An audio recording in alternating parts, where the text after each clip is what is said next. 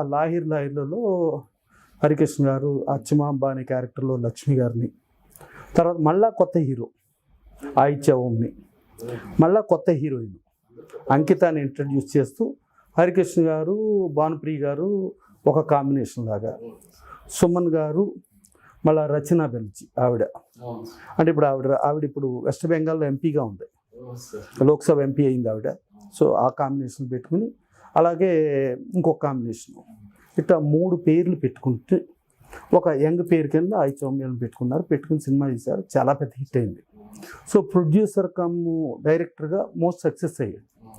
దాంట్లో కూడా అంటే అతని గట్స్ అంటామా లేకపోతే పొగరంటామా అహంకారం అంటామా తెలియదు, కానీ ఆయన సినిమా మే డే రోజు రిలీజ్ చేశాడు. May 1 రిలీజ్ చేసి May 1 అని డేట్ వేసినప్పుడు, ఈ సినిమా శతదినోత్సవ వేడుక పలానా గుడివాడ నందమూరి తారక రామారావు గారి స్టేడియంలో నిర్వహించబడును అని డేట్ వేసాడు.